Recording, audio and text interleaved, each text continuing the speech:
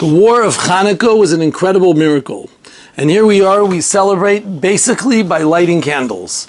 A nest that happened because of oil that was around for one day and it lasted for 8 days, which is really something that someone has to ask. So what? You know how many miracles happened during that time period? At that time, people were resurrecting the dead. There were miracles happening left to right. Pinchas ben Yair crossed through rivers on his own. He was able to cross through the ocean. There were miracles that were happening on a constant basis at the time of the Tanaim. And for sure, during the time of the Anshe Knesset Gedolah, some of them were even Nevi'im. There was somewhat of a prophecy still going on during that time period. What is so great about and so special about the fact that a light was lasting for the whole entire 8 days? So I want to tell you an idea of a mashal which I one time heard, but it brings out this concept incredibly, and we see it many places in the Torah. When a person has 2 children, one is doing od yoter tov and od yoter tov and od yoter tov, if you're familiar with what I mean, he's doing very well and he's very proud of his child. And then there's the other son who's not so doing so well. He's doing worse and worse, and you see him going in the wrong direction, and he's taking most of your time, and it's not so easy dealing with him. When you serve supper to both of these children, you're going to have the same tafrit, the same menu on the table. Both of them, they're going to get the same food that was meant to be served. You won't necessarily see a difference between the two with what they're eating on the standard basis.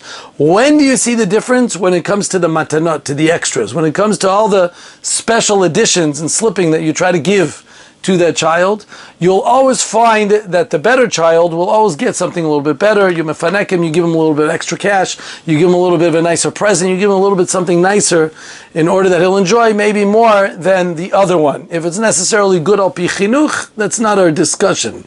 Maybe not. Maybe you should be equivocal to both of them.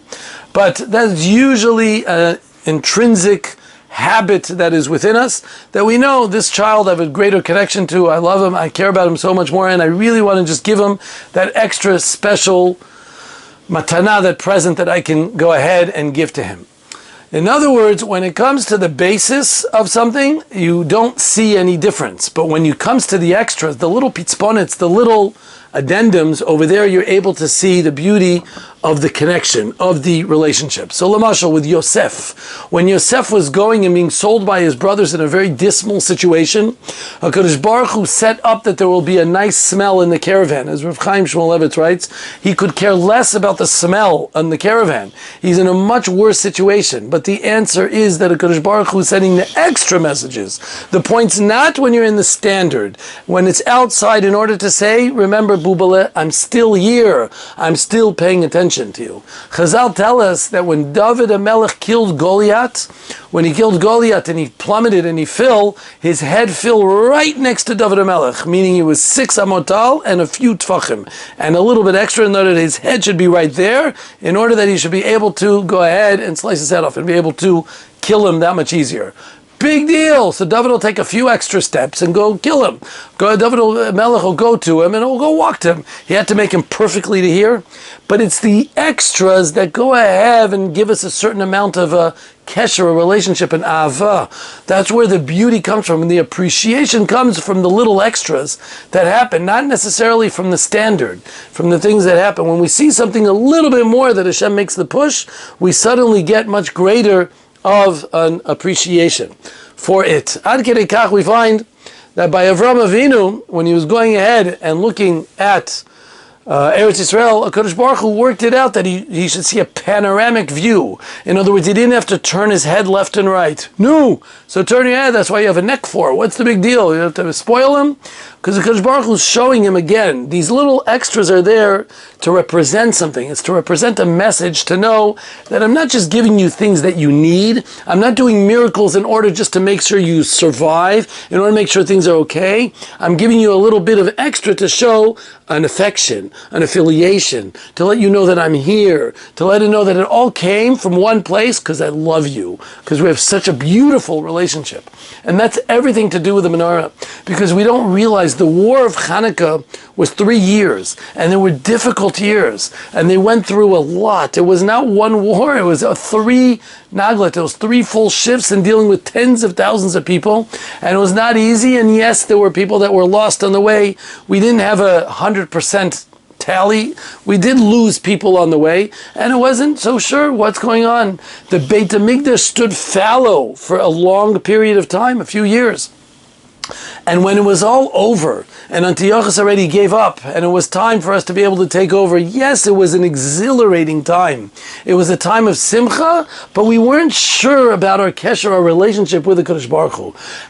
What did he think about us? The Beit HaMikdash was in shambles. We didn't know what was going on. Is it over? Is things finished over here? Should we get the korbanos going again? Everything is tameh, everything is impure. What's going to happen here? What's going to be the next move? And suddenly to find that one little cask, to find that little bit of oil and to light it and to last so long, just that little extra to say, Bubale, I'm still here.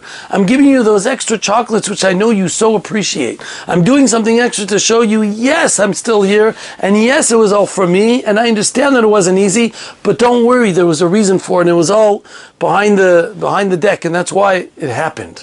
And from there we have the Eidut that the Shekhinah was here, and that's what we were looking for.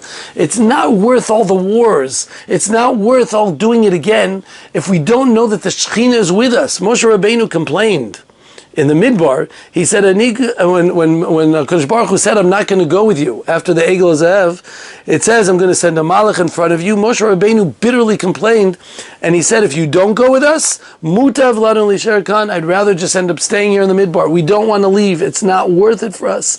We want to come with you. It's not worth it. If the Shekhinah is not within us, all the wars, and even when we defeat, it's not worth us. We need the connection. Al Taleinu Mizeh. Don't take us up. Don't take us in the... What's it all worth if the Shekhinah is not with us? Well, if you're single, then you almost feel, everyone should fail in their spouse. But you feel like, okay, so where now? What's next? What to do? And with all the money I'm making, with all the success, but what's it worth?